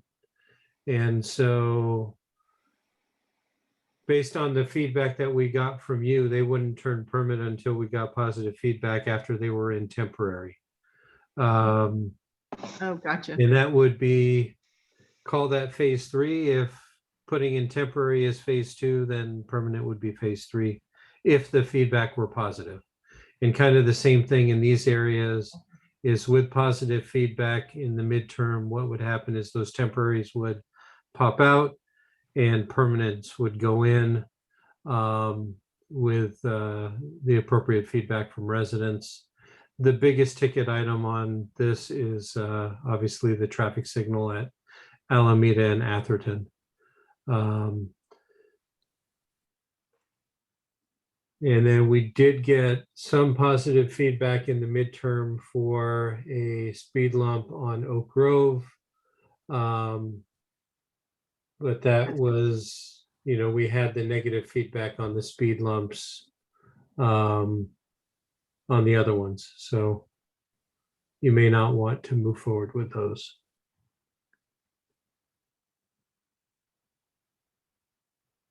You definitely feel the stoplight at Atherton and Alameda Is priority. to Yeah. me is a priority, should be up there with the near term. If we can get the money for it, we will. And So that looks like it's the primary, and then followed by making some of those temporary ones permanent if there's appropriate support for them. Correct. Is that about right? Correct. Okay. Any feedback on the temporary traffic circle? Where, once again, where are we looking at the traffic circle? That would be here at, and it's not a big one. It's just a painted circle in the middle of the road. This would be at Atherton and I think Austin. Austin, Selby, I'm and not sure that a painted circle is going to have much of a difference. It's probably going to create more confusion than it would help.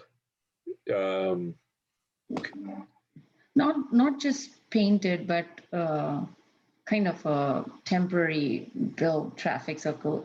Yeah, I'm completely with you on that, that just having it painted is not going to really help. I agree. I mean, I wonder if, and I realize it's longer term, but how much, if any, effect the stoplight at Alameda and Atherton Avenue would have on the Atherton Avenue traffic.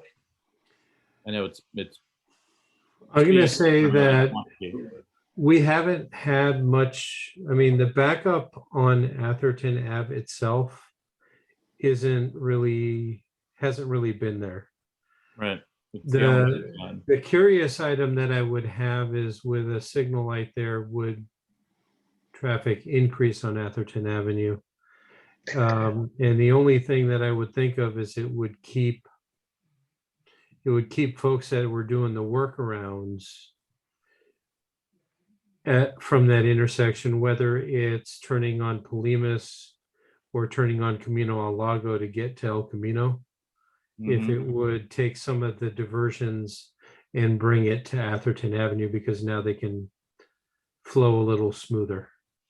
So to Tom's point, the traffic light there, I don't know how it's going to have an impact on Atherton Avenue, because my personal experience is Atherton Avenue, the bigger challenge is actually the speeding, not so much as the traffic volume, I guess. I don't know. I mean, if I were to prioritize the problems there, I think the bigger problem is speeding, and then the second problem would be the traffic volume. And I don't know how the traffic light's going to help with that. So traffic volume wise, Atherton carries approximately 7,300 cars a day. That's the ADD. If you take 10% of that, so we're talking about somewhere around 700 to 750 cars in peak period.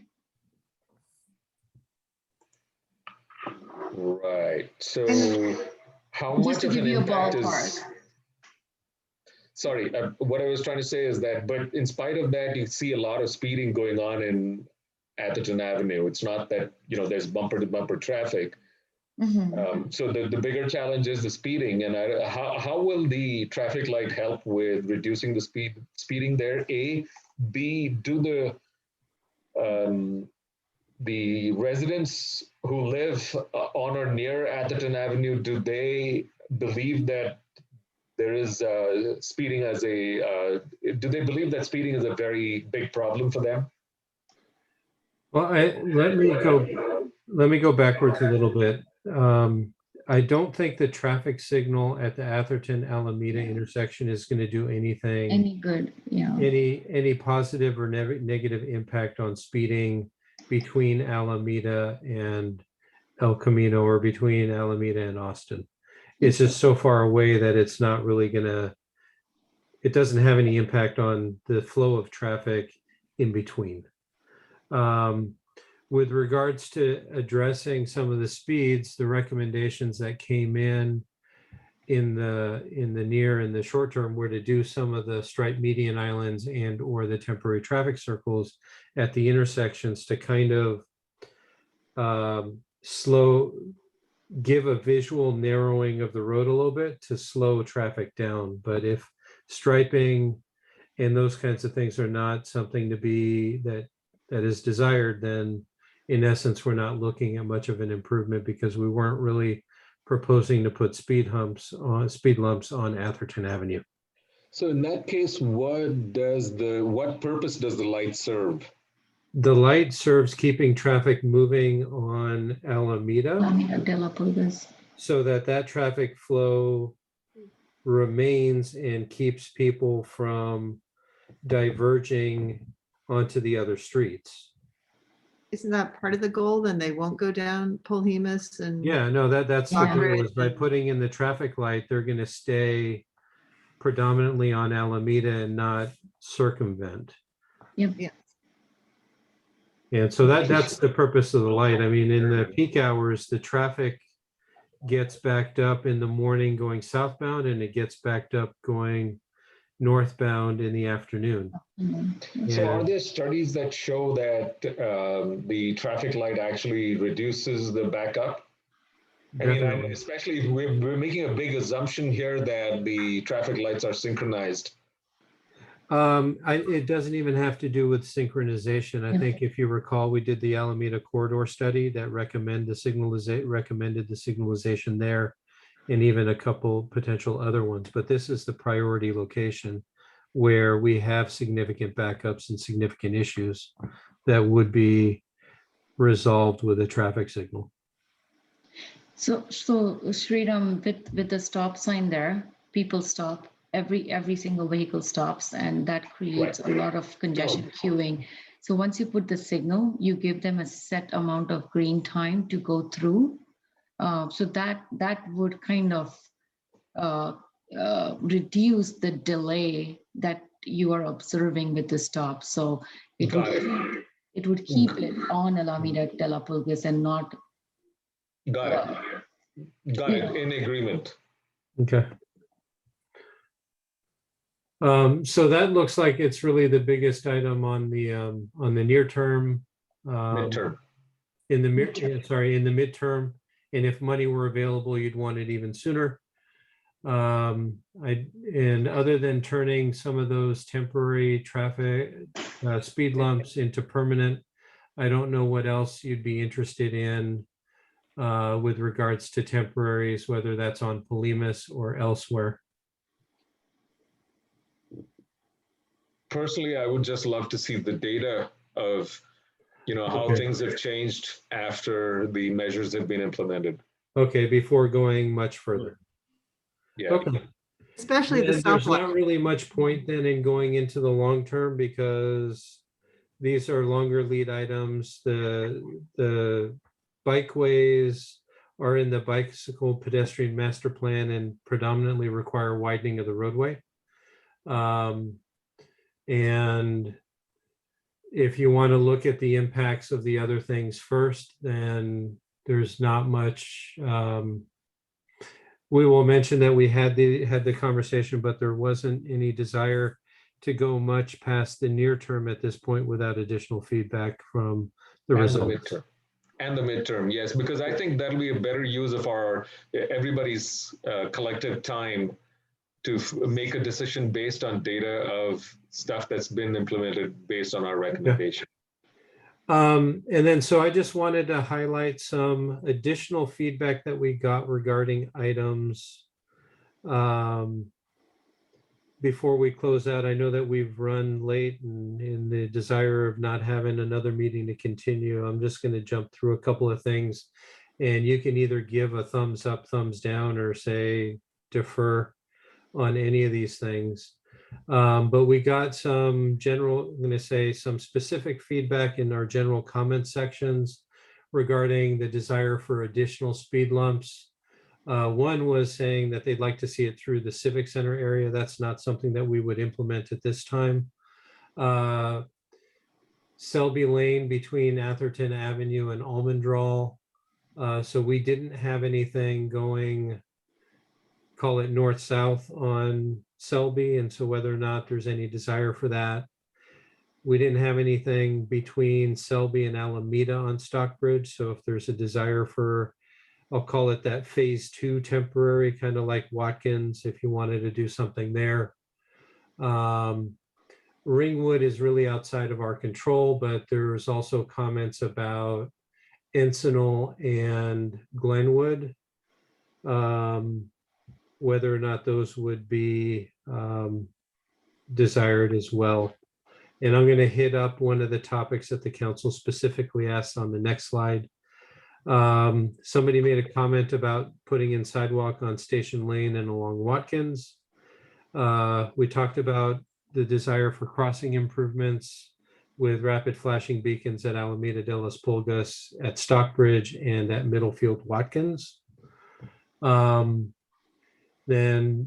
turn restrictions from Middlefield, call that north of Marsh, and turn restrictions at Encinal and Glenwood. We've gotten comments in favor of and opposed to traffic signals and circles in general. And so that's kind of, and then a comment about, this is probably more of a code enforcement thing about visibility and corner shrub maintenance. But one of the things that we were tasked with is, you know, most of the comments and the mitigation measures were more internal to the town and internal traffic, based on the feedback that we received in our initial outreach phase. But there was a desire to consider some mitigation measures to address development around us.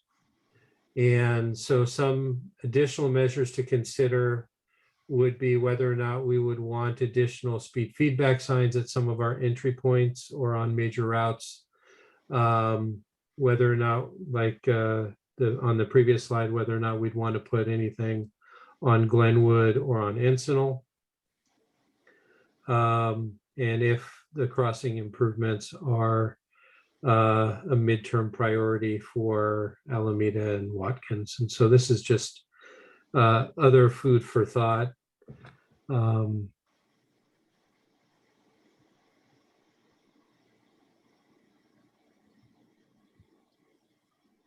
Are these things that you want us to discuss now, or are we putting them off till next time?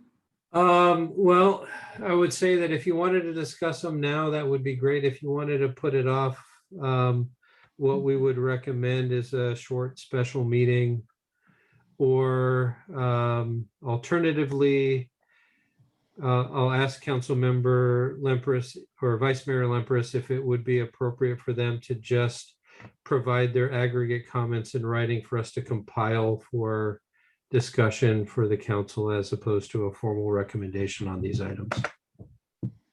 Yeah, I think that would work. I mean, it's a pleasure of the committee at some point. I think that the council is going to have enough before it that there's going to be some iterations here. It's going to come back to the committee a few times. So I'm not sure we need specific recommendations on all of them. Okay, so I'll leave these as food for thought, and what I'll do is I will forward the slide deck to everybody, and we'll just take additional feedback via email to staff.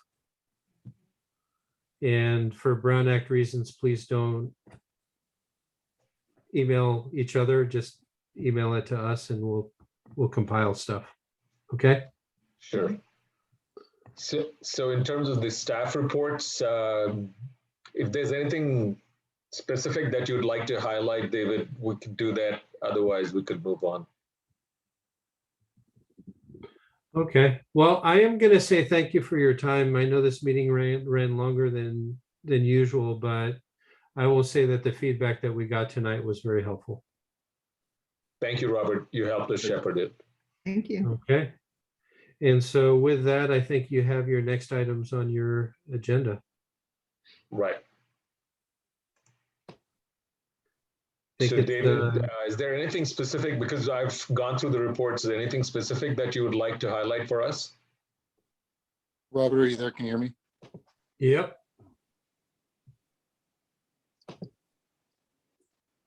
Go ahead, David. Hi, sorry, I froze up there for a second. Okay, so staff reports for the last 2 months for May and June. Citations were up a little bit. Collisions were about the same. I'll make it short here because I know we've gone quite a bit tonight. It should be noted that over the last 2 months that most of our traffic officers have been field training officers for new trainees. We had 2 new sergeants that I had with me, and then we had another officer that had spent time with both FTO and traffic officers, Rojas and McDonald. So that trainee that they had is off to midnights, and then we'll be clearing here shortly. And then the other sergeant that's with me, she'll be clear here as well. So, with the nice weather and 3 and 4 of us out there on motorcycles, pretty much every day, Monday through Friday and every other Saturday, we should see a increase in the amount of traffic contacts that we have. Thank you. So in terms of future agenda items, we don't have any listed. Anybody has any? Can I bring some, I apologize, but real quick, you should be aware that there's an issue with regard to El Camino Real between Ashfield and Maple. And that because there used to be a walking pathway behind the library for people to go between Ashfield and Maple, that's now closed off because of the town construction. The town, and Robert can give you some details here, but the town is applying for an encroachment permit to Caltrans to close off a lane of traffic on El Camino between Ashfield and Maple. It has not really gone through this committee for a lot of reasons. The biggest reason I think is that it was just moving too quickly. It was kind of an emergency that caught everybody by surprise in terms of the timing. So it went straight to the council. So that's happening. It obviously will affect transportation in town. I just want to let you know that. And Robert, is there anything you should add to that, you think, or we should tell them? No, I think we're pulling that application together, and that'll go in. And basically what it is as the vice mayor indicated, impacting the number 3 northbound lane to provide a protected area for pedestrians for hopefully a short period of time until we can open up another pathway in the town center. Thank you. I don't see any member of the public in having logged in, so I presume there'll be no public comments. And so the next meeting date is Tuesday, September 14th. And with that, may I have a motion to adjourn? So move. Oops. And second? I'll second. Thank you. Meeting adjourned. All right. Good Thank night, you all. everybody. All right. Good night, Thanks, everybody. everyone.